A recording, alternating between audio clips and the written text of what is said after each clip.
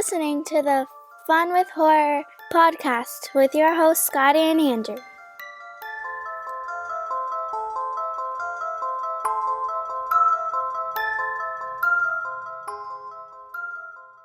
Hello, friends with horror. It's me, Andrew. Hello, guys. It's me, Scotty. Hey. And welcome to... Oh, man, I didn't put the episode number. It's 190. Thank you. Welcome to episode 190. We're keeping this in because that's where we are. We're transparent. Welcome to episode... What was it, 190? Oh, my gosh. Yeah. Look at that. What's yeah. Look at What that. is it? 190. What podcast are we, my friend? Let me tell you, buddy. Let me tell you. It's, we're the, most wholesome horror movie podcast in the whole world. It's a podcast where two long-distance best friends stay in touch by giving each other horror movies to watch and discuss them for the podcast and for you, our friends with horror. And last episode, not only did we do horrible Christopher Walken impressions, Wonderful. and I left them in, so I'm sorry, everybody, for that. But, I also picked our next movie, and I picked Exit 8. But of course, stay tuned until the end of this episode to hear where Fun with Horror is going next. Will we be picking a movie? Will we have a special guest? We don't know. Anything could happen in the life of Andrew. You're not wrong, buddy. What do I mean by that, buddy? Well, as we record this right now, I have a baby due in 2 weeks from tomorrow. Wait, do you have a baby due or does your wife? Well, I mean my wife, and Okay, let me make this very clear. She has done all the work. This is not me saying I've done any work. She's done the work. She is due to have this baby in 2 weeks, and so that being said, depending on when baby arrives, could be early, could be late, could be on time. It will depend on baby, of course, but we may have an episode that I will be in next episode, or if baby comes early and I will not have time to record, then we may have a special guest. So it just depends on little buddy. It's so exciting because even we don't know. We don't. We really don't. We won't know until the end of this episode. It's true. We're recording this, by the way, on June 15th, everybody. So Yes. we're recording this very well in advance. We're doing a good job of getting ahead of the curve a little bit. Yeah, we are. I know. I looked at our episodes. I was doing them earlier to see when things were coming, and I was like, "Wow, we're ahead, man. We're doing all right." And it's episode 190, so you know what that means, buddy. What? We are only 10 episodes away from our 200th episode. And here's the thing: because we won't give too much away, but I will definitely be there for the 200th episode, no matter what. Yes. Yeah, because it's gonna be fun. Hopefully before, but Yes, yeah. definitely that's what we're planning on. And then we work towards 300. And then 10,000. I took a leap there. A leap of faith. A leap I was of trying 8. to wait. I don't know. Are there any words that rhyme with faith? Oh man. 'Cause I was Orange? trying to think of a word that's funny. I got Thank it. you. I heard you. Thank you. No, I was just trying to think of a different word than faith, but something that rhymes with faith. Faith. Wraith. Wraith. That's a good one. Oh, that's Wraith. perfect for this too. Wraith. I like that. Well, kind of. Not this episode, but our. You know Just what the else is perfect? horror. Oh, what? If Cindy gives birth to the Antichrist. But even more perfect if it's on your birthday. There you go. That would be amazing. That would be amazing. That would be awesome. But I just mean because we're a horror movie podcast, and if your wife happened to give birth to the Antichrist, it would be kind of cool. Because then we'd have a good story for our podcast. Well, that's true. Not only that, but we would also, I think our listening numbers would skyrocket. I think we would get a pretty large influx after that. Yes. Because Yeah. I would definitely make a deal. I would give my soul to your newborn baby Oh to make our podcast more popular. my gosh. Thank you. And I should have made this joke like last episode or the one before. Because The movie we're talking about today has nothing to do with devil worship and stuff. That's true. Yeah. But speaking of, though, I do want to say one thing. Well, I guess this episode's going to come out like later, though. Yeah. Even though I just said your birthday's coming up. But everyone, wish him a happy birthday, all right? Even though this will be like in July. Don't wish me a happy birthday. I hope you... Here's the thing, everybody. Let's see if you wished me a happy birthday in June. Ooh, that's a good one. Let's see which of you are the best.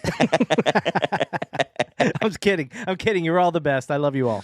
And then we'll see again an influx of comments on whatever date this one comes out, July something. Like, oh, I forgot to put happy birthday. I thought I hit send. Oops. Oops. Oh, did you check your spam folder? Yeah, it's there. Andrew, have you seen any movies lately besides Exit 8? Horror movies? No. What about you, buddy? No. No. No. No.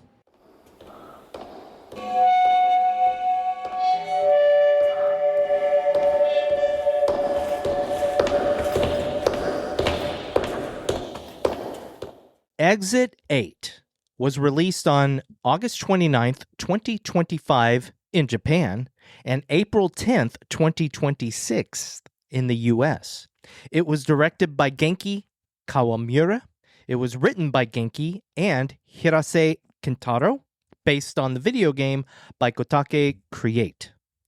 It stars, wish me luck, everybody, Kazunari Ninomiya as the Lost Man, Yamato Kochi as the Walking Man, Naru Asanuma as the boy, Nanakamatsu as the Lost Man's partner, and Kotane Hanase as the high school student. Very good, buddy. I think that sounded beautiful. Well, that's because you're just an American. Oh, yeah, you're right. Somewhere there's a Japanese person listening to us going, oh my God, these guys. Right. Unsubscribe. All right, buddy. Because we're not going to spoil anything yet, everyone, but we all want to know what you thought of this movie without spoilers. So, my friend, this is your movie. What did you think of Exit 8, the movie? Well, I was very curious about this movie, and I wasn't sure how they were going to expand the video game that we've both played by now into a full movie, a movie that's like an hour and 30-something minutes long. Mm-hmm. I was very surprised. I actually loved this movie. I thought it was fantastic. I was shocked that both times I watched it, I never got bored. Nice. And it adapted the video game incredibly well, better than I even expected. That's it without spoilers. We'll get into details later, but Andrew, we had a discussion last week about liminal horror. Yeah, and yes. Stuff like that. So, first of all, you played the video game before you watched the movie. I did. With your recommendation, yes, I did. What did you think of the video game? I loved it, man. I actually really enjoyed it. I will say I was so pumped too. I was like going to text you and be like, psh, this game. Because like my second kind of run through, once I got the hang of it, for 5 minutes, I got to Exit 8, but I missed the last one. Yeah. And so then the whole thing, I think I texted you, was about a half hour until I, got to Exit 8. But yeah, it was a fun game, man. What a treat. I loved it. We'll talk about the game a little bit more in a bit, but now what did you think of the movie after you played the game? I loved it. I think the movie is, just like you, I think it was fantastic. And same thing, where after playing the game, I went, how are you going to turn this into a movie? I don't know, but they did, and it was fantastic. So I really enjoyed it. I will say I am very happy I played the game before the movie, too, because I felt like it added an extra something. It just made me more excited for the movie. Seeing certain things in frame, I went, ooh, this is fun. I like this, having played that. Okay, yeah, that's good to know, because that's a question I was going to ask you in a little while, and I still will. Good. However, Of course, right now, everyone, it is time for our spoiler warning, which will be followed immediately by our trigger warning. So, if you have not seen this movie and you do not want a single thing spoiled for you, this is the point of no return. Pause it, come back after you've watched the movie. We will still be here waiting because we love you. Before we talk about the rest of the movie, though, we would like to let you know of any major trigger warnings inspired by the website doesthedogdie.com. Nearly every horror movie inherently has triggers, but there are some that we would want you to know about before watching a movie, and we are here to let you know about those now. Scotty, my best friend in the entire world, are there any animals in this movie? Well, yes. First of all, there is one cat. Yep, you're right. And is the cat okay? Is the cat okay? The cat does not die. You could have... Okay. I didn't want to use the word cat and die in the same. I just wanted to know. We just said, does the dog die? You're right. I know. So you can say, does the cat die? You're right. Does the cat die? No. It's barely even in the movie. It's in it for a second. Yeah. But also, I wasn't sure whether to even mention this because there are rats or mice, but they're not really. They're like rats and mice with human facial features, like kind of merged onto their skin. Yeah. Yep. So I wouldn't. I mean, if you're triggered by something like that, then there you go. They're pretty CG as well, though, too, when you're watching, I think. So They kind of are. Yeah. But only because you know that it doesn't exist in real life. Right. Yeah. Yeah. But anyway, you know what? I'm just going to open up my phone now. And what Scotty's doing to all of our friends with horror out there, he is rolling a 20-sided virtual die that's orange. Never forget that, everyone. It's orange. That'll be on our Fun with Horror trivia board game coming out this fall. No, I'm kidding. That would be amazing. No, what's going to happen is I'm going to stop him. If he lands on an even number, Scotty will be giving a wonderful 3-minute recap. If it lands on an odd number, I will give a 3-minute recap as well. Look at that. I didn't put myself down that time, buddy. Well, you kind of did by not saying a wonderful 3-minute recap. I was being realistic. I know my worth. Stop it. Man, every single time. Sorry. Gosh, I'm the worst. Ugh. Anyway. You're the best. You're the best, Andrew. Stop You're a it. beautiful You are. human, and you do a wonderful 3-minute recap, except for that one time. Which one? All right, my friend, stop right now. The number is 10, so I get to do it. Yay, we all get to hear you do it. Yeah, I'm going to suck. Knock it off. Oh, now I get it. Okay, yeah, don't see? do that. There Yeah. you go. You're right. See, I turned the tables on you. You know what? You just reverse psychologized me. Yes, I did. I verbed it. I will reverse psychology you all day. Ooh. Yes, please. That being said, I do want to let you know. Oh, yes. I found this pretty cool subway in Silverdale, Washington. Whoa.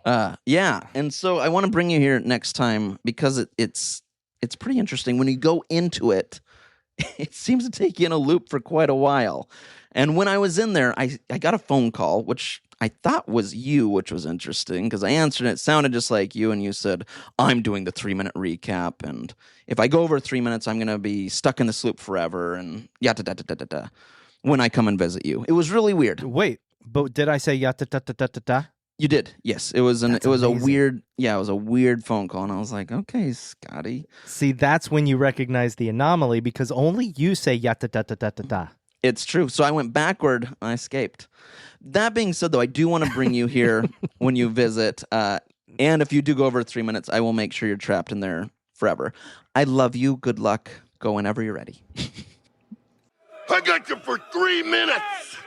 3 minutes of heat time.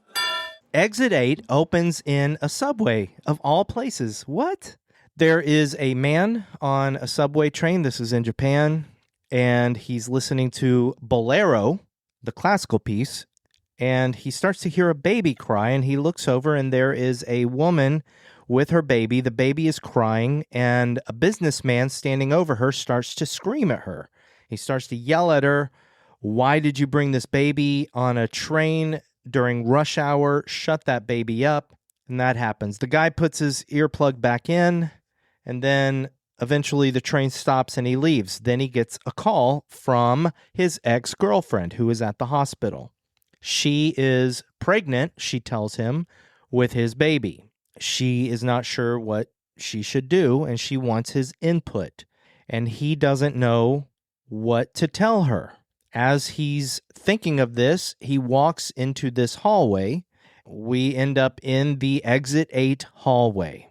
And what this is it is a couple of turns, and then this main hallway with 3 doors on one side, 5 posters on the other. There's a sign up above that says Exit 8, go forward. And then there is this man who walks by with a phone and a briefcase. And then the man keeps walking.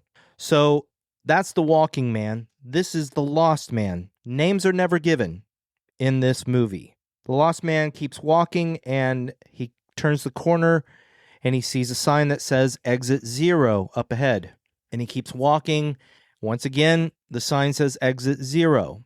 After a couple times when he sees the exact same man walking by him, he starts to think things are kind of weird.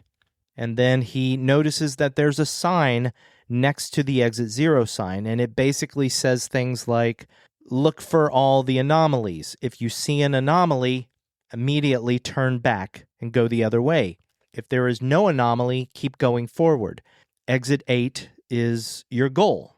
That is also the video game.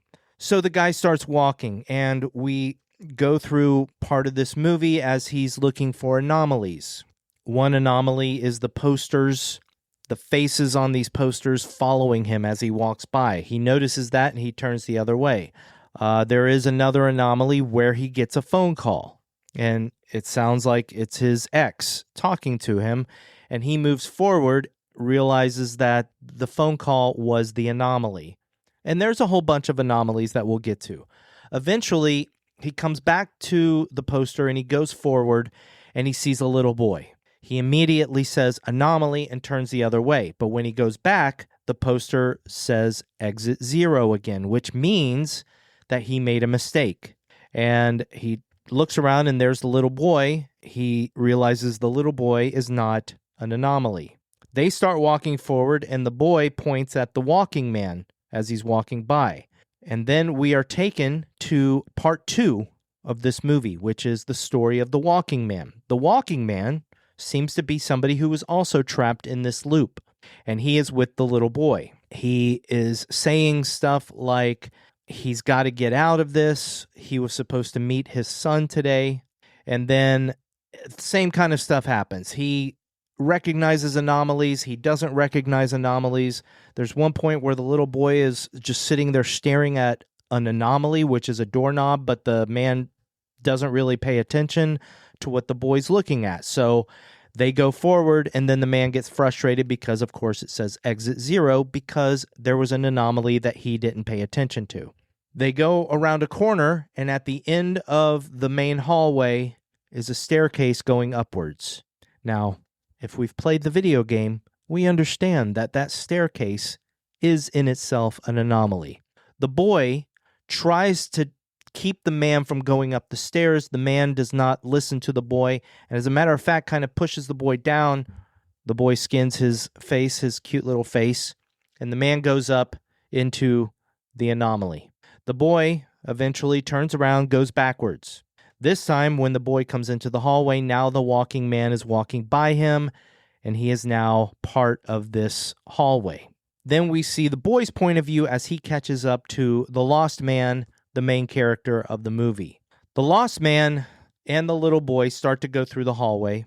The lost man listens to the boy much quicker and starts to pay attention to the boy more so than the walking man did. They eventually reach a point where water starts to flood down the hallway. It scoops them up. It floods the hallway. It's very cool. Like, it's such a great scene. There's like suddenly this dreamlike sequence as the water overtakes both of them, in which the lost man is on a beach with his ex. The little boy is there, and in this vision, the little boy is the man's son. grown up. They're playing on the beach. Things seem pretty happy. And the man seems pretty happy with his son. And they go playing into the water. And then we come back to the movie inside the tunnel. And the man is holding on to the little boy on top of the sign. And then the water sweeps him away. And then the water's gone. The little boy is left laying on the floor with all this debris around him. But the little boy goes backwards because that was definitely an anomaly. We see the little boy move forward through, I believe, exit 7 and 8, maybe. And then the boy continues. Then we come back to the man. The man comes around the corner. And then eventually the man gets to exit 8. There's stairs leading down and he leaves. And he is out of the loop. He goes to a convenience machine, a refreshment machine, and gets a water, drinks it. And then he calls, or his wife calls him. I can't remember. One of the two. And he's talking to, not his wife, his ex. And he's talking to her on the phone, and he says he'll be there. He's going to be at the hospital. He's on his way. During the movie, during the anomaly in which he talked to her on the phone, he mentioned the woman with the baby that got screamed at on the train, and how he felt ashamed of himself that he was just like everybody else who ignored the man screaming at her. So at the end of the movie, he gets on the train to go see his ex at the hospital. It's kind of a loop in itself. He's now at the beginning of the movie. He's got his earphone in. He hears the baby crying. He looks over. There's the man. He puts his earplug back in, and his eyes are watering because he's in the same place he was before. And for a moment, you wonder, is he just going to be the same person that he was before? And is that what the tears mean? But then he stops and he turns to his left and he walks off camera, and you basically realize that he's about to go tell the man to shut the hell up. And then the credits roll. And that's the end of the movie. Dang, that was perfect, man. That was just under 3 minutes. I love it. Wow. Yeah, just under.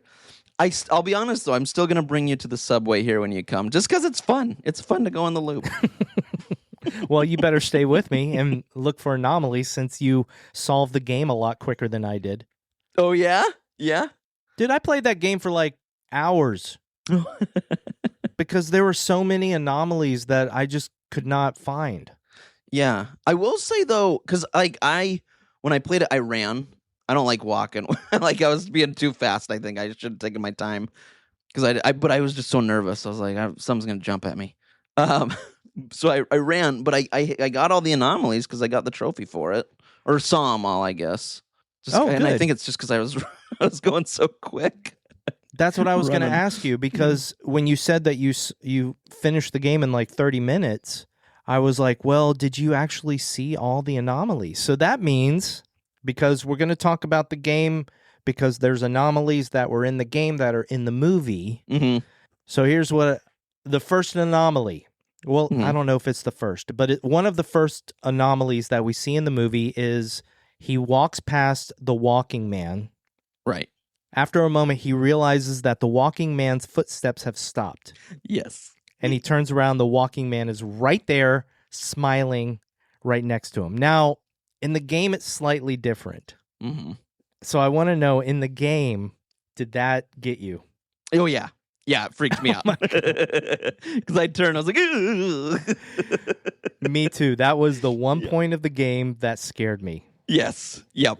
Everything else I was fine with. I think maybe not even the person coming out of the wall. Right. Yeah, because you see them. You see their outline a ways away. And I know it's scary to some because all of a sudden it runs out at you. Right. But it didn't really scare me. I was just like, oh. And I think that was maybe the first time that I got taken back to the beginning of the game. So, and then the one anomaly that I wish was, excuse me, I can't talk. The one anomaly that I wish was in the movie that was in the game was the one where you see the door. One of the doors is just cracked open and there's like a woman just standing there staring at you. Yeah. Yep. Yeah. That was creepy. Yeah, it was. That's what I thought was going to happen when the door opens. I was like, oh, here we go. But then they open it and we see him staring at himself in the subway or whatever on the train. Because there are 2 anomalies in the game where one of the doors opens. Oh, that's right. Yeah, you're right. You're right. There is the one where the door opens wide and you just see darkness inside. Did you go inside that room? No. So that is another reset. Oh, okay. Oh, that's cool. I went in that room in the game. You were out of your mind. I wanted to be scared, but it didn't scare me. It just reset the game. But what ended up happening is there were moments in this movie where I knew something was an anomaly, and I'm just like, dude, turn around, go. Yes. Me too. Oh, I love that. And I knew. I mean, they kind of made it like you know what it is, or that you should see it. But immediately I was like, that's the wrong sign. Was when the little boy kind of looks back, and you see the back of the exit 8 sign, and it doesn't say, I forget what, it starts with a C. I forget the Concourse. Thank you, concourse. And it says turn back, or something. And I was like, I got you. Turn back, buddy. Yeah, I love that because that's in the game. Mm-hmm. Yeah, we should talk about the movie more so than the game, I guess. Right. Well, no, I mean, it works though. Buddy, I was just amazed at this movie. Mm. I was amazed at how meticulously they recreated the hallway from the game. Yes. If you've played the game, man, everything is so like perfect. Yes. Yep. Agreed. My God, even the walking man is exact. He was perfect. And when we see him smile, I was like, because I think we see him smile before we even see his story. And I was like, that's why they hired him. Yeah, we see him smile when he comes up behind the lost man. But I was like, that's like he's perfect. Like his smile, his demeanor, I was like, he's so good. Like he's just perfect. He's exactly that guy. And then he's a great actor too. But I was just like, I love that guy. He looked great. You know, I think when I first watched the movie and I went on Letterboxd, I think I gave this movie a 4 out of 5. Oh, okay. But I have no quibbles with this movie, so I don't know why. Yeah. I think my score has gone higher after rewatching it a second time. Good, okay. Because, I have no issues with this movie whatsoever. I'm with you. I didn't write any quibbles down. I thought it was it's a good movie, man. I got nothing. How about the acting? Dude, everyone in this was great. Everyone. Even the boy? Even the boy. Like, I like that because it was nice to see him. I was like, I don't know if he's ever going to talk, because he doesn't talk for the first quite a bit when we first see him. And then eventually starts talking. I was like, because he's just such a cutie patootie. But then he's so good. I was like, this is a good little actor. Like, he does a great job. So yeah, he didn't do much, you know? Right. But his performance was very minimal in a perfect way. Yeah. Yep. And I liked the event that finally did encourage him to talk to the lost man. Yeah. Yep. First of all, let's see, man. Okay. So let's go back to the question that I was going to ask you, which you've already answered. You said you were happy that you played the game before you saw the movie. Yeah, not only that, but I would recommend to anyone that's going to watch the movie, I would recommend playing the game and say, I think it's fun to do before you watch it. I think it adds more to it. I would agree, and that's why I asked you to play the game, if you wanted to. Yeah. However, when I started watching the movie the first time, halfway through, I was starting to think, should I have told Andrew to play the game? Because I think it might have also been interesting to get a point of view from you if you hadn't played the game.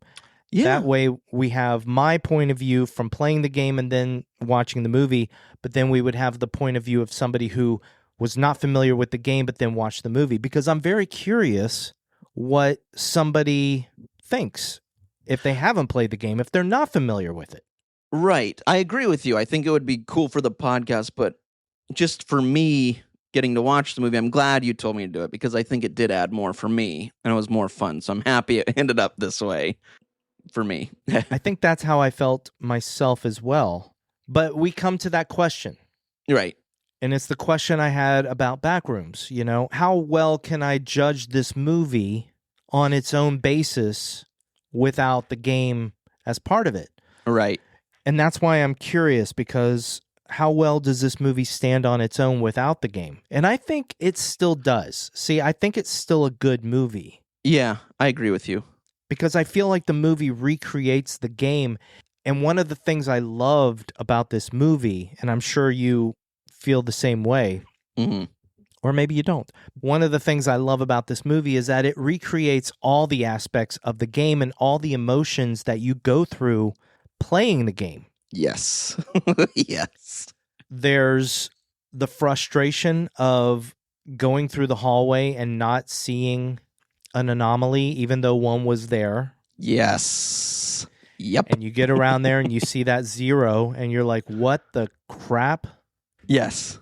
Because in the game, there's some anomalies that are much more subtle than most of the ones in the movie. And you do get some that are not subtle, like the movie. You'll see two people just standing in the hall and you go, okay, well, bye. Yeah. Which that one felt like it was inspired by The Shining. Yes. Oh, yeah, for sure. Yep. And then I think the most subtle one in the movie is the back of the sign. Yes. The turn back, turn back, turn back. Because I know for a while when I was playing the game, I wasn't looking behind me really. Mm-hmm. But also I was doing this thing where I was studying each poster meticulously. Yes. I was thinking, oh my God, are they going to change up 2 words here? Right. I'll admit it. I was getting a little bit frustrated because I was not finding the exit. Mm-hmm. And I was missing anomalies. And I was like, what am I missing? I could have sworn I just walked through this hallway and there was no anomaly. What am I missing? So without looking up answers, I looked up online. How closely am I supposed to look at these posters? I did the same. Okay. I did the same. And people were like, yeah. don't overthink it. Yep. It's pretty obvious when a poster is changed, and sometimes the posters are a different size, and those are the more subtle ones. Mm-hmm. Because there's one anomaly in the game where each poster they're all bigger than what they were, and that's you have to pay attention to the tiles and where the top of the poster is on the tile. Yeah. I loved walking by the walking man. And he was taller.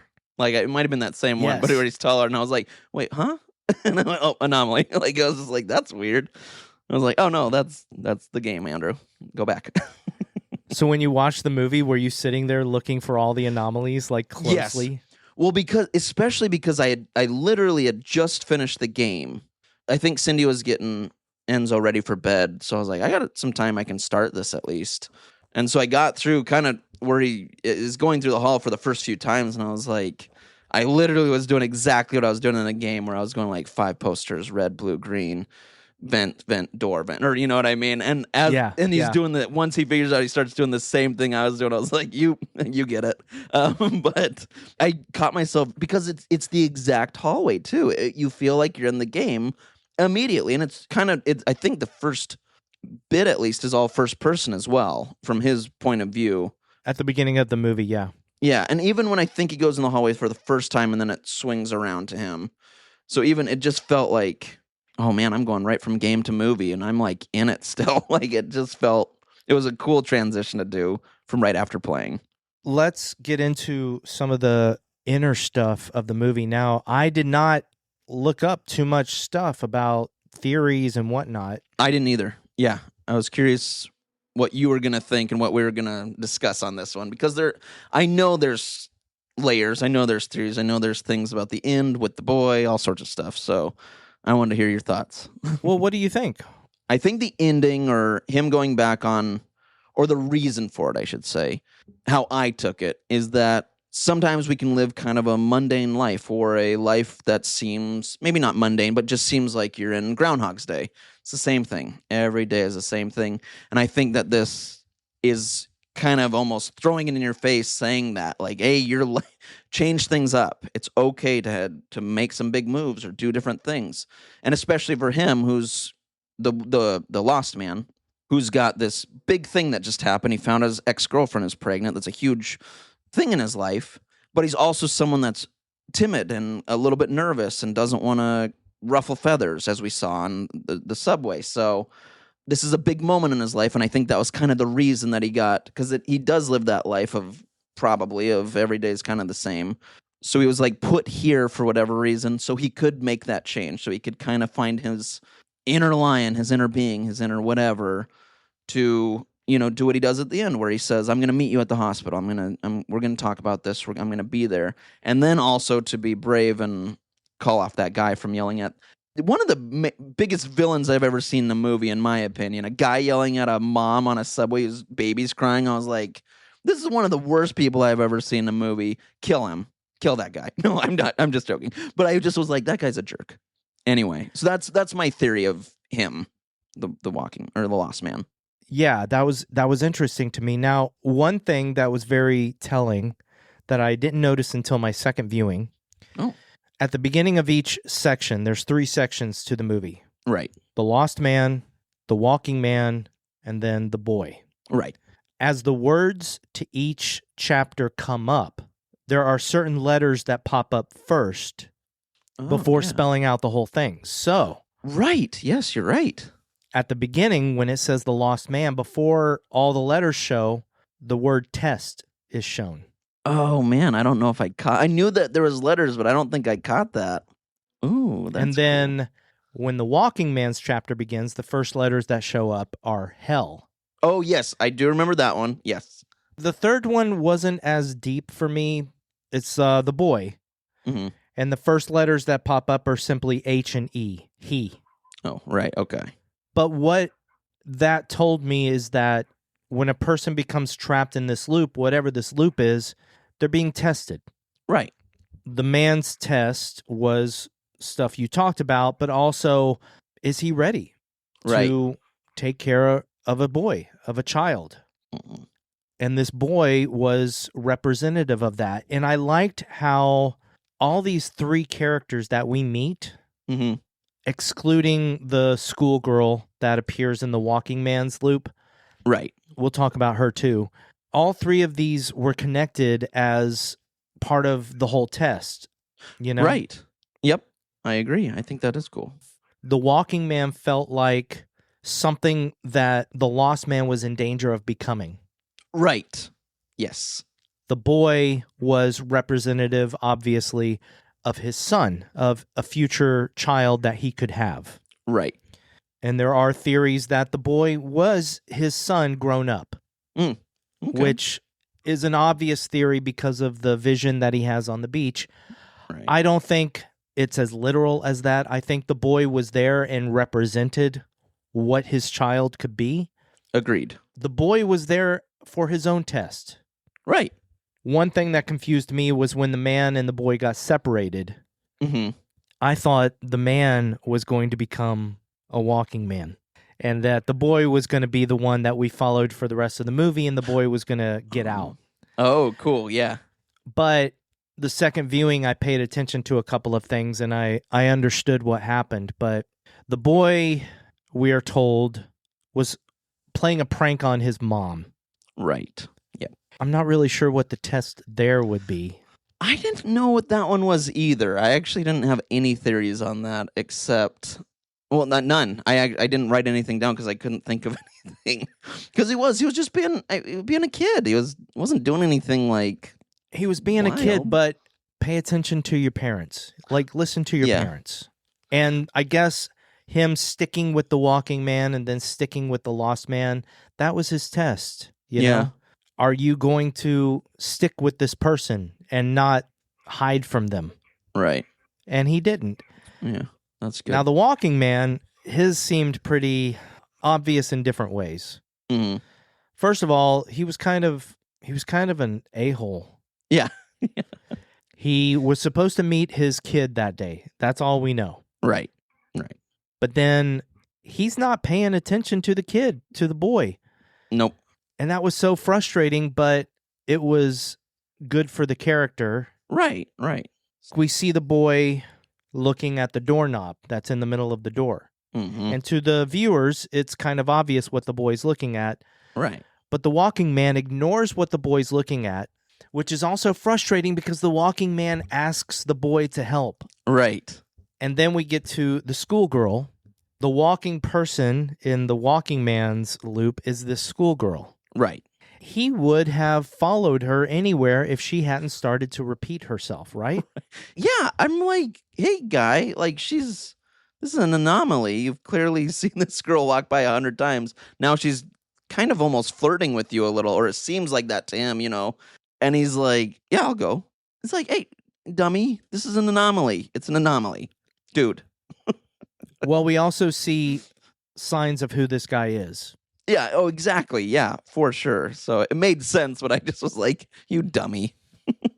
Yeah, I guess there's a novelization of the movie, and in the novelization, this is the only thing I know about this book. In the novelization, I guess the guy is a recovering alcoholic as well. Oh, interesting. Okay. But he goes up the stairs and he fails. So now he's the walking man in the lost man's dream, or Yep. in the lost man's loop. Right. At the end of the movie, Mhm. what did you think was about to happen when he experiences that again? The man screaming at the woman with the baby. Did you really think he was going to turn and do something? I thought they were gonna leave it open-ended. I thought it was gonna be them showing him with the teary eyes and then cutting to black. Whether you think and leaving it up to us. That was genuinely, I was like, oh, it's gonna end with that. But the last second when he goes over, I even have goosebumps now. I really liked it. I thought it was just it was just a nice, he passed. He passed the test. Yeah. It felt good, like he did it. See, that's what I was thinking too, in a way. I didn't really think that was going to be open-ended, though, if it ended the way you're talking about. Oh. Because at first I was thinking, oh, he's going to go into the subway car and he's going to correct what he was ashamed of earlier because of his experience with the little boy. Right. But then when he puts the ear pod back in his ear, that's a weird sentence, but there you go. When he does that and he's just sitting there looking at the camera and his eyes are watering with tears, I thought it was going to go to black, leaving you with the idea that no matter what we go through, we're kind of doomed. Like, it's a tragedy that we can be doomed to just continue to make the same mistakes. Oh, dang. That's good, man. But at the same time, as I was thinking that, I was hoping that that wasn't the case, because then what was the point of the loop and him making it to the end? Right. Yep. So I was extremely happy that he turned away and we assume that he's about to go confront the guy. Yes. And it was, I feel like everything, and this is one of the times I know or remember the music at that moment too, is just because it kind of builds up. And the second he leaves, it cuts to, exit date, and the music builds up. And you're just, like I said, I still have a little bit of goosebumps just because it's almost like a victory song. Like, it's just, it built up, and now he did it. He won. He passed. For all of us, it's a good thing. We don't always have to all live through the same life every single day. You can make things happen. You can do the right thing. You can change things up. So it just felt like a victory for us all. So the thing that almost confused me, and you might have caught this right away, was when he gets separated from the boy. Oh, yeah. Yeah. Did that confuse you at all?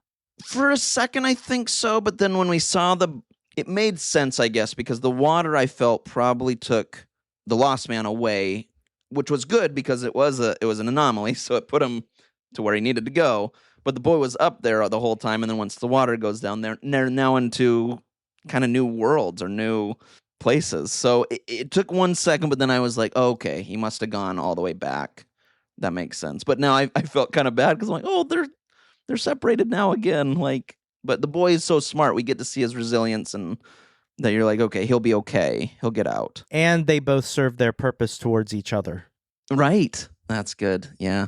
So this is a case where playing the game didn't help, because I'm pretty sure that when the water comes around the corner in the game, if the water overtakes you, I think that's a reset. Oh, is it? I think so. Because I heard it, and I was like, I heard something. I started running and then looked back and saw it coming, and I was already towards the end because I knew something was off. So I made it. I mean, I did as well, but I know, like, if you let the guy on the wall grab you, then it starts you over. If you go in the dark room completely, then it goes to black and starts you over. I assume that the water starts you over as well because you get caught up in it. But in the movie, exactly what you said. I realized the second time I was watching it, the water is going the other direction. So it carries him out of the hallway in the correct direction. Right. And then the boy, of course, wakes up and he goes backwards. So right. Time doesn't work the same there, man. It's all trippy. So this was interesting to me too, and this is one of the reasons I think people had the theory about the boy being his son. Mm-hmm.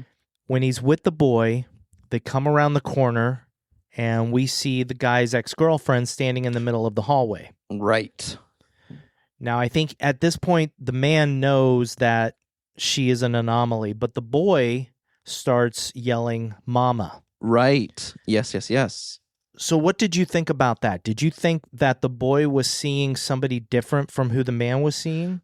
That was what I took from it, was that they each saw someone different. That someone was there, or the room was playing a trick on them, but they each saw someone different. So he saw his mom, whereas the lost man saw his ex. But that leaves a question as a theory. Mm-hmm. The little boy saw his mother, the man saw his ex. Are they one and the same? Right. I don't know. What did you think? What did you think when you saw that?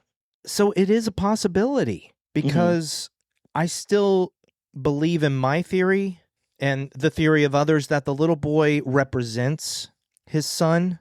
Mm-hmm.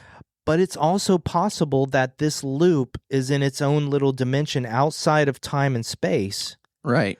And that little boy is actually his son later in life. Right.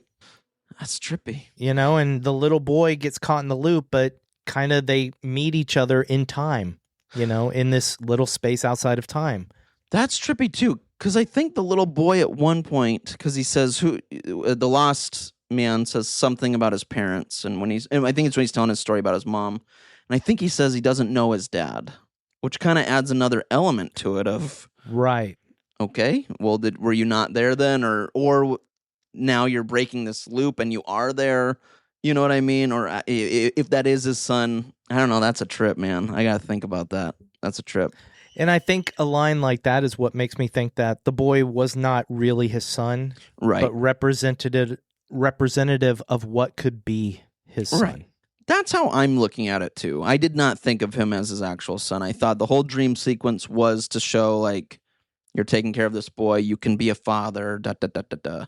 I'm with you. I don't think it's a son, but it is. It makes you think with some of those moments. Yeah. All right. Forget getting deep. Let's just talk about cool moments. Another moment. Did you have any time playing the game when you saw something in the hallway and you were like, wait, is that an anomaly? And you turned to go back, and after you went back and went around the corner, you're like, it wasn't an anomaly. Yes, I did. I'm trying to think of ones. I know I did, because I had that feeling of like, I think something's off, or I think something's different there. I feel like it was some with the vent. Like, I think I was like, I think the vent's supposed to be, like, you know what I mean? It was like, oh no, I was wrong. I was wrong. And I love the moment when he looks at the Escher poster with the ants going around the Infinity 8 symbol. Yes, yeah. And he goes, anomaly. And then he turns around, and I'm like, wait, no, I don't think that's an anomaly, buddy. Yep. But I recognize it as something I went through while playing the game. Yeah. Like you said, I mean, they hit some of those emotions you had during the game, for sure. Especially the frustration. Like, honestly, when I saw them getting frustrated, I was like, yeah, you're preaching to the choir, guys. I was also getting frustrated at this game, too. At the beginning of the movie, this is probably something you might not have caught since you only watched it once. But when he's on the subway at the very beginning, and you see him scrolling through his phone. Right. He scrolls past a picture of a rat with an ear embedded in it. I did not catch that. He also scrolls past a picture of the hallway with all the lights going in different directions. Yes, yeah. So that one I did notice the first time, because that was an anomaly in the game. Yes, yep, for sure. So you might have noticed that one.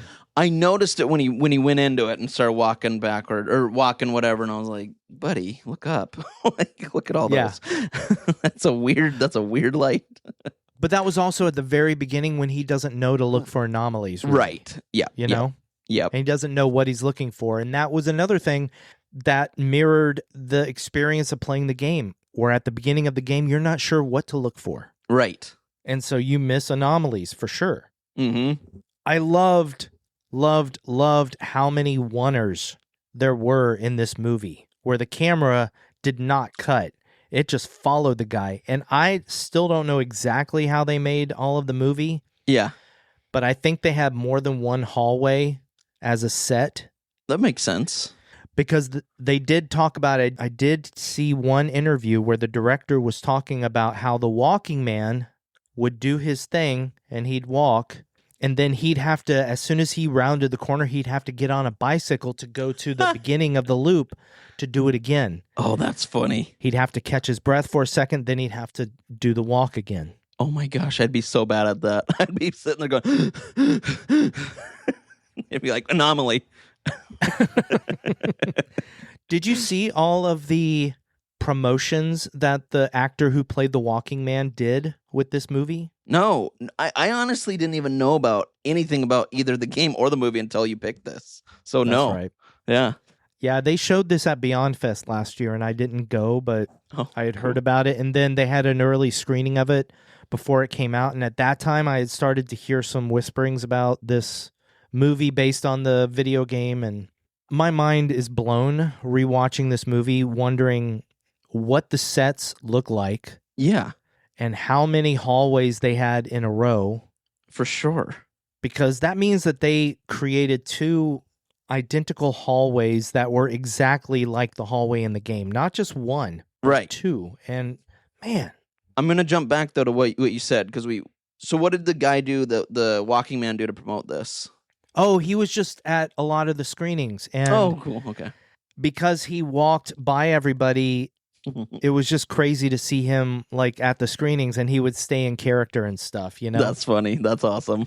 And I think they had him walking through subways and stuff That's to promote perfect. the movie. Yeah, I may be wrong, but I feel like that's what they did. That's cool. That's really cool. There's so many great things about this movie. I'm just realizing how much I love this movie. That's great. One of the other great moments in this movie is a simple moment in the game when you go through the hallway, you don't see an anomaly, and you go forward. Mm-hmm. And you have that suspense, like, is it going to be a 0 or am I going to move up an exit? Right. Because anybody who hasn't seen this movie and hasn't played the game and are still listening to this, basically what happens is you walk down this hallway, and as you turn the corner, if the poster that you see says exit 0, you know that you missed an anomaly and you've started over. Right. What you want to see is the next number up. So after 0, exit 1. Right. Then exit 2, 3, 4. And as you get higher, you get more nervous because Yes. you're sitting there thinking, oh God, I'm so close. Am I going to make it this time? Mm-hmm. There's this one point where the guy in the movie, he's walking and he doesn't see an anomaly. Mm-hmm. And he turns the corner, but the camera perfectly stays behind his head so that you can't see what the sign says. Yes. Like you see I think you see his facial expression, but you can't tell whether he's happy, relieved, or if he's just in shock that he missed something. Yes. And then the camera comes around and puts his head right in the way of the poster. Mm-hmm. And as he gets to the poster, the camera kind of moves to the left and you see that it says like number 2 or 3 or whatever. Yep. And you're like, oh, you made it. Yes. But I thought that was such a brilliant cinematographic way. That was a good one, right? That was good. I like that.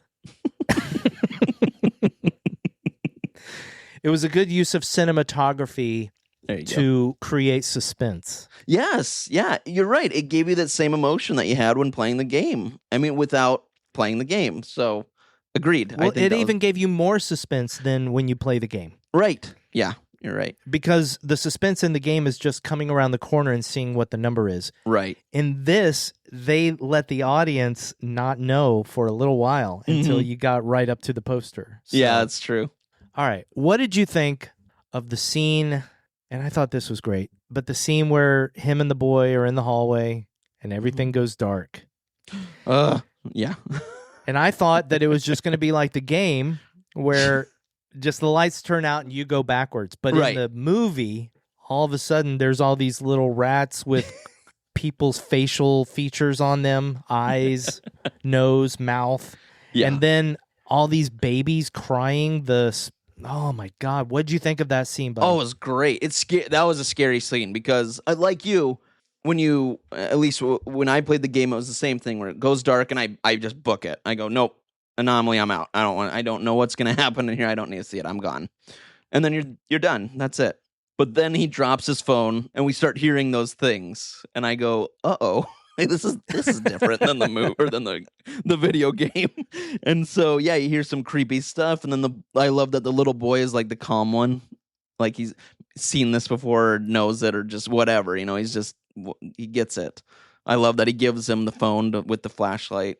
But then yeah, you just see these disgusting, creepy rat human hybrids leaving trails of blood. Well, I love too that you don't see what it is first, but you see the vent with blood coming down it, like something popped out of it, and you're like, what is in this room with them?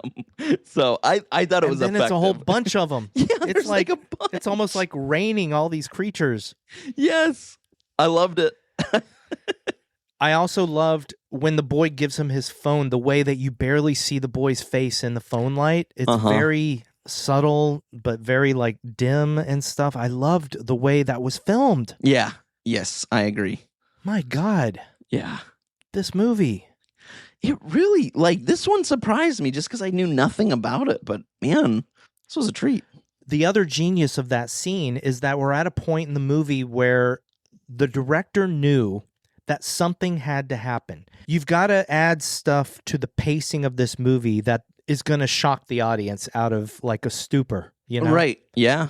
And so he added this scene at the perfect moment. Like you could have started to get bored, but you don't, because this stuff happens and then you're just like, what the hell? Right. This movie, oh my God, I love this movie. It was perfectly paced. There's so many good moments. My God, Andrew. I'm with you, man. I'm with you. This isn't really a quibble, but there is one moment I hate. Uh-oh. What? I think it's when he misses an anomaly and he sees the 0. It had gotten up there. He was around exit 5 or whatnot. And then he gets really frustrated. And then the yellow hallway. He comes into the yellow hallway, and I think that is when he starts to freak out, and he lays on the ground. He drops his backpack. Yes. Yep. But then he gets up and he walks off without his backpack. And I was like, no. Right. Well, and he has asthma, too, so his inhaler's in there, I think, too. I don't know, because he doesn't really have a problem with asthma after that. That's true. And he did bring his phone with him. That's true. Yeah. It didn't bug me as far as it being a quibble in the movie, but it was one of those moments. There was a few moments in the movie where I'm just like, dude, no, don't leave your backpack. Come on, that's your backpack, buddy. Yeah. I mean, I carry like some really important things in my backpack, so I was just like, dude. And then the dark. You and I both said in the game, we turned around and ran. Yeah. Yep. As soon as the lights went out, I'm like, dude, just go. Yep. Done. Other people mentioned that online, how there were moments where the guy would like look at the anomaly for a while, whereas when you play the video game, you're just like, anomaly, I'm out of here. Yeah, exactly. You know? Bye. Like as soon as I heard the siren, I don't think there's a siren in the game when the flood happens, but yeah, I don't think so. But you hear rushing, like a rushing water sound. You hear rushing. But somehow when I heard the siren in the movie, I was like, oh, I think the water's coming. Yeah. And at that point, too, I was like, dude, run. Right. Run. Yes. Yep. But the water comes a little bit too fast. It doesn't bug me. Again, it's not a quibble. It's just one of those moments where I'm like, dude, what are you doing? Run. Yeah. If it was me, I would do it the same way I did in the game, where if anything happens for a second, I'm like you said, the second I walk down the hall in the game and see like the two guys standing there, I just immediately, I'm like, no, bye. Yeah. Or when you see the brick guy, I was like, nope, bye. I don't need to deal with this. Nope. Now, I would not have been nope by if I saw a kitty. That's true. That's right. You know, I was sitting on my couch, and when I saw the cat, I was like, kitty. I know. I figured. The other thing, going back to the creatures in the darkness, that was one moment where I was like, man, I wish Andrew was here watching this with me, because the surround sound is amazing in that moment. I bet. Because the screen goes dark, you can't see anything, but you can hear things all around you. And it is so crazy. It was very well done. Oh, that would scare me. You know, actually, it's funny you bring that up. I'm going to go on a side note here real quick, because I just rewatched, or someone posted a video about this, and I was like, so I always got kind of teased from my family. Went to Disneyland when I was in 5th grade, Disney World. And there was a ride. It wasn't a ride. You sit, and it's a show, but it's an alien that breaks out in the middle of this room. You're in a big circle, and you're all sitting together, and an alien breaks out. Lights go out. And behind you is the sound of the alien on these 2 speakers, and you get splashed with water. You know, I cried. I was so scared. I was scared to death of this ride while I'm on it. And my brother-in-law's sitting there like, it's fine. It's just a ride.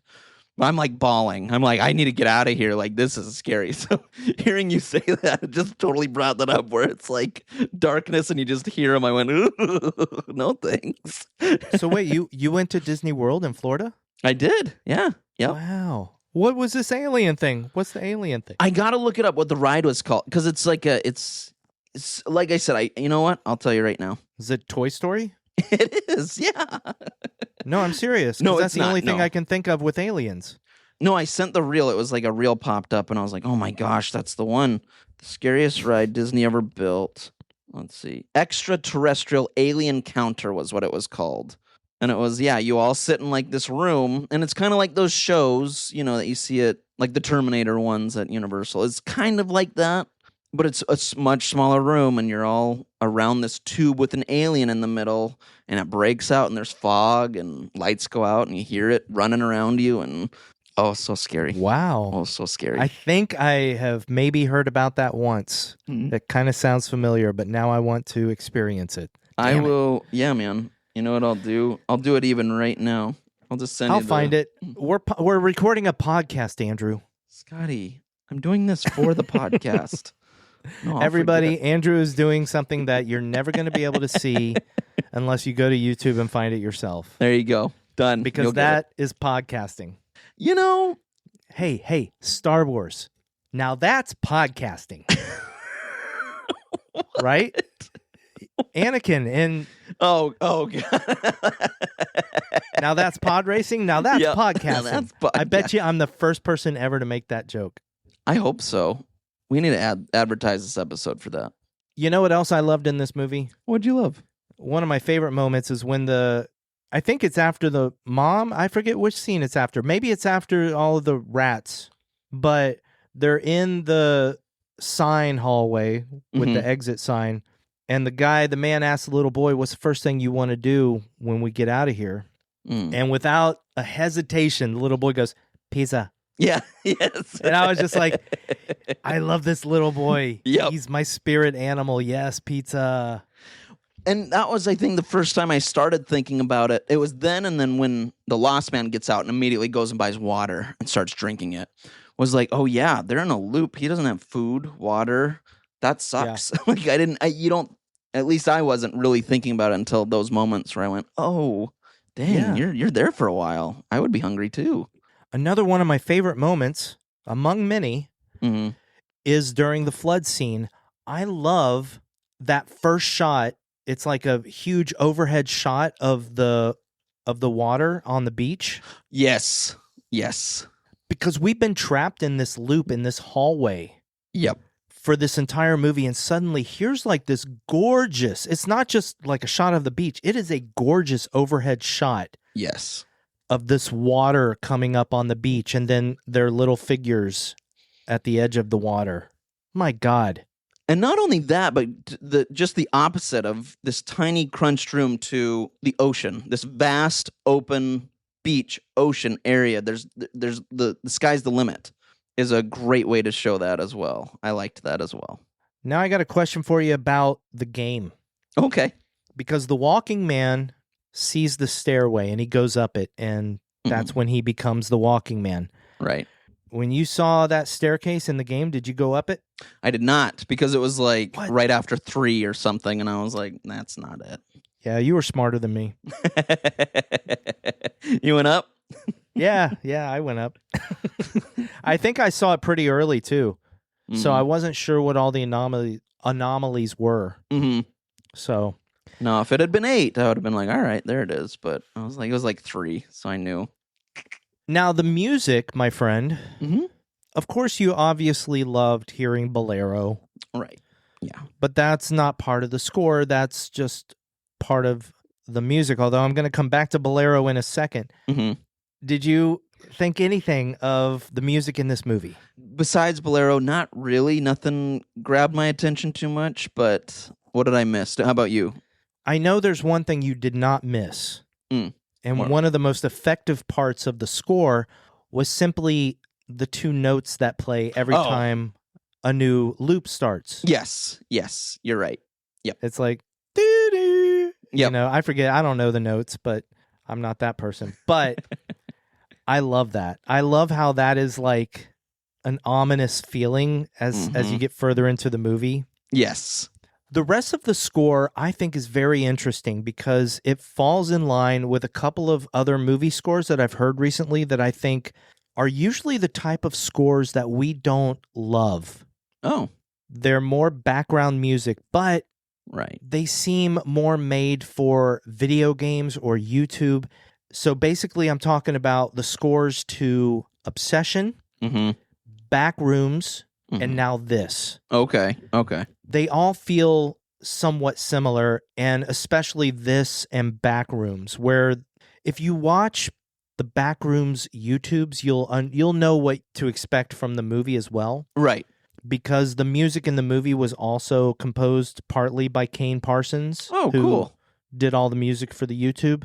Now, this score was done by 2 people, Shuhei Amamori and Yasutaka Nakata. Okay. Most of the score is very drone-ish in background, although there's some beautiful pieces. First of all, again, I love the 2 notes that Right. signal the beginning of a loop. Agreed. Yes. But also the music on the beach. There's some music behind them that is very beautiful. That's right. You're right. That's right. I remember that. Yeah. I know. Yeah.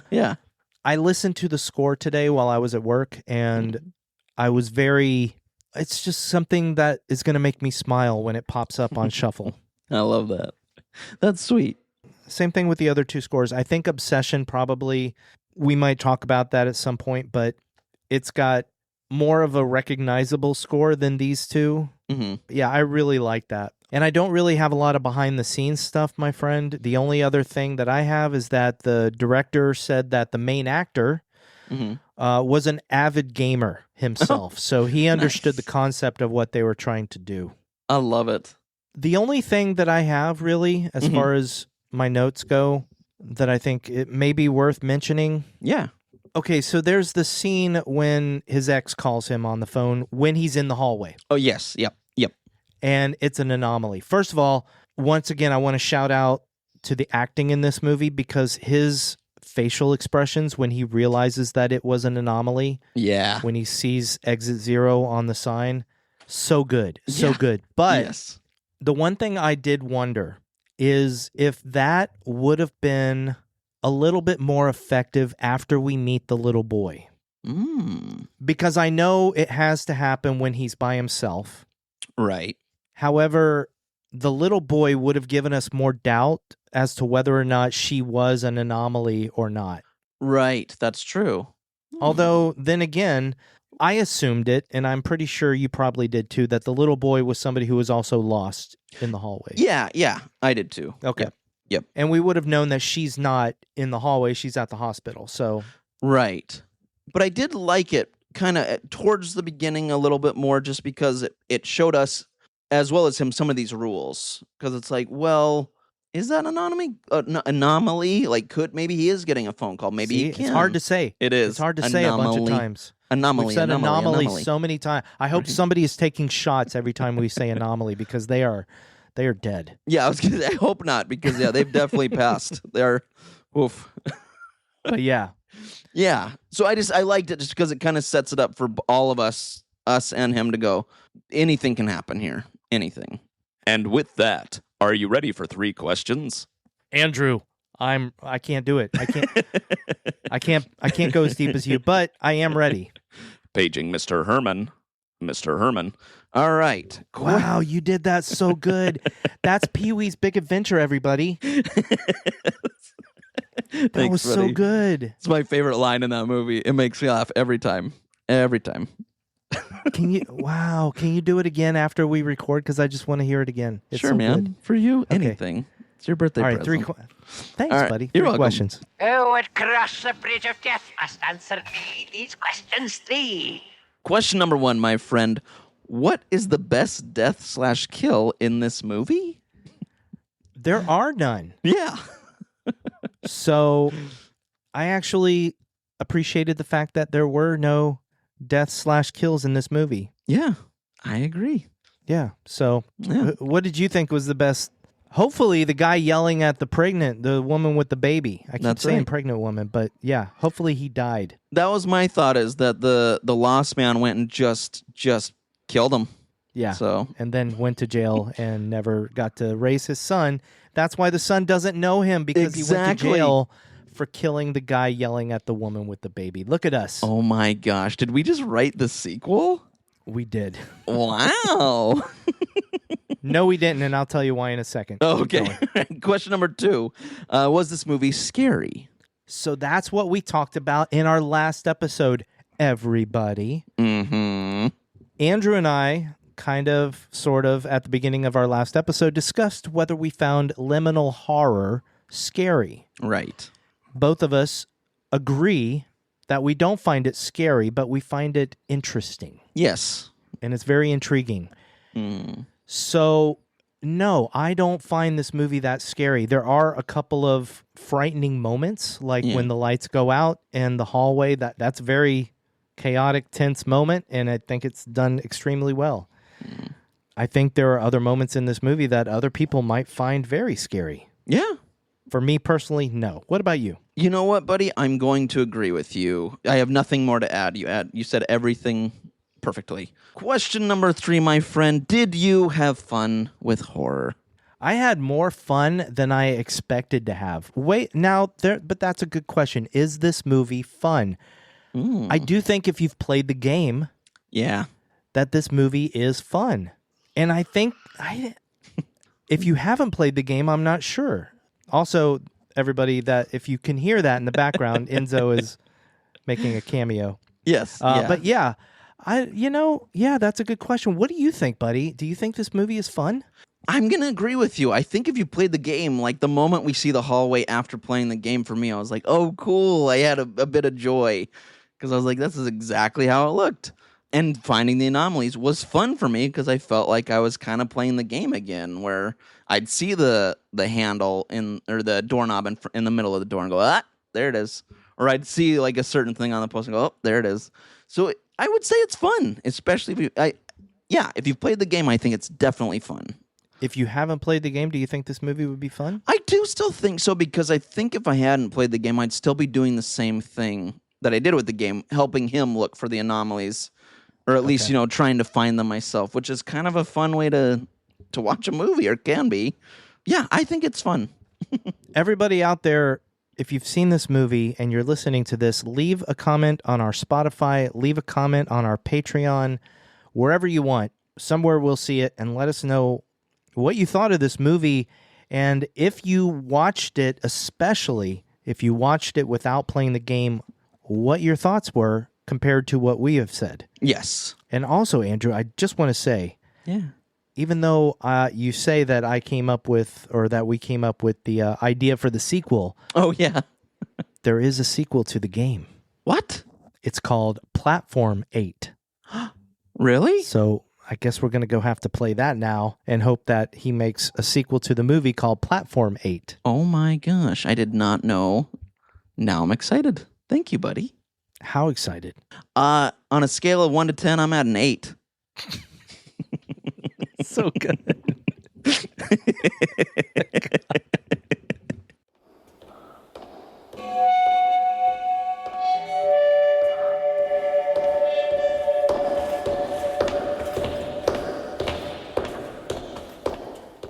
Andrew, we have reached the end of Exit 8, but we've also reached something else, my friend. We've reached your baby break. So this was our final movie. So everybody, just to let you know, coming up next, and for probably a couple of months, I am going to be joined by various guests. The idea that we had is that I'm going to let the guests choose the movie. So our next movie is going to be with my friend Alyssa, and she has chosen The Lost Boys as our next movie. Great choice. I love that. Which means Andrew is never going to get to discuss The Lost Boys with me. It's true, but in a way, aren't we all Lost Boys? I don't know. But you know what that means, Andrew? What does that mean? Before we go, we have a couple of listener comments. Now, this is we're recording this episode only a week after our last one. So once again, I mean, we're doing these like quickly. So Yeah. we've only got a couple of comments to read, and I'm going to let you start because that is from our Patreon. Our first comment comes from our dear friend Ari. We love Ari. Hi, Ari. And Ari says, and this is from our Patreon account, it says, Andrew! Exclamation point. Please buy some sage and burn it around the house expeditiously, or go the other way completely. Get a Ouija board and investigate, but I don't think I would choose that option, with a smiley face that's sweating. If you have a ghost in your house, I'm sure it's only sticking around to enjoy your lovely company, and honestly, who can blame them? That is the best. Thank you, Ari. You're very sweet. I love that comment. I will never have a Ouija board in this house, and thank you. For real? Is that true? You Yeah, would never I have won't. one? I'm too, like, even though you and I have talked about this, even though I've had all these weird things happen, I just don't necessarily believe in all that stuff, but I also don't want to invite anything in case it is real. I get that. So that leads us to our other comment, and this is a Spotify comment on our Ready or Not 2 episode. Nice. However, it has nothing to do with Ready or Not 2, but it is a very nice one. It is from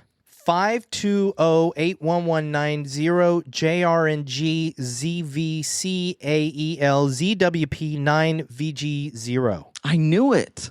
And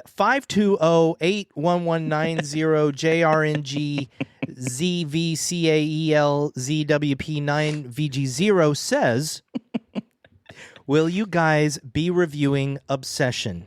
You guys' podcast helps me get through my 10-hour shifts. Thank you, and keep being awesome. Oh, that's very sweet. Thank you. I'm going to call you Kale for short. Kale, thank you so much. As anybody who listens to us knows, I think it's probably a good chance that we might talk about Obsession in the future. I think so, yeah. But who knows? We have said that in the past about other movies. We have no idea what the other person is going to pick. Yeah. There is a specific movie that I thought one of us would have picked by now, but we haven't picked it yet. Oh, So, I might know. but I'm not going to name it because I want Andrew to be surprised when he decides to pick it or I pick it. Right. There's a few new movies that are out There are. or recent movies. But the other thing, Kale, is that, and if you have another name, please let us know. Yes, 'cause yeah. That's a pretty long screen name. And it's hard to say a bunch of times in a row. The other thing is that Andrew and I hardly ever pick movies that are still in theaters. Mm-hmm. We've mentioned this before. Especially for Andrew, it's harder for him to get to a movie theater to see a movie. Most of the time, it's movies that are on home digital or available for rental or streaming or whatnot. Yeah. And it also makes it easier for you guys to watch the movie and listen along with us, because we know that there's a lot of people that might not listen to an episode because they haven't seen a movie. I remember, Andrew, let's go back in time a little bit. Yay. Let's do it. Do you remember our first year? I barely remember yesterday. Exactly. So our first year, we were so excited to do, I think it was just Halloween Kills. Right. Yeah. It was being released on home digital. I think it was Peacock. Peacock had it, yeah. Yep. But it was releasing on Peacock the exact same day that it was releasing in theaters because of the pandemic and all. Mm-hmm. And we planned to watch the movie night one in our respective houses and then record that weekend. Yes. Now, that was a little different because everybody could watch at home. But the thing we've realized is that when we review or discuss a movie that has been released very recently, Terrifier 3, for instance, we went to see that in a theater and then talked about it that weekend because we were hanging out. But a lot of people haven't had the chance to see the movie yet, so we don't get as many listens. Right. Now, of course, people can come back to the episode at any time, and we realize that. So we still do some recent releases as well as older releases. Yeah. I don't know. I'm just blabbing here, buddy. No, you're ready not. to end this episode? You're not wrong. And we get new listeners, man. They don't know this stuff. It's good. It's good. We should bring stuff like this up every once in a while because we do get new listeners that don't know our stuff. So it's good. Yeah, but they don't listen this far into the episodes. Well, you know what? Shame on them. It's just Ari and Kate. Hi, Ari and Kate. Thanks for listening. We'll see. You know what? Comment on that. No, I know they will. There are other people that listen this long. I know. But you know what? That brings us to the end of this episode, Andrew. Oh, sad. I am too. Yeah. Oh. And Ziggy the horror cat, ladies and gentlemen, is walking below me and meowing at me. Oh. You can't hear him because my microphone, our programs do a good job of taking out background noise. Right. I know. But yeah, little buddy's meowing. And man, remember the first year that we recorded, Andrew? Boy, I barely remember yesterday. Well, Ziggy used to appear on the podcast all the time. He would get the zoomies every time we'd start to record. And now he does that when I do Scotty's Alone Time. Everybody, we have a Patreon, and I do Scotty's Alone Time every Sunday. It's true. There you go. Andrew, I love you. Scotty, I love you, buddy. Everybody out there, Andrew and I love you. We sure do. We love you all. Do it one more time for me, Andrew. Paging Mr. Herman. Mr. Herman.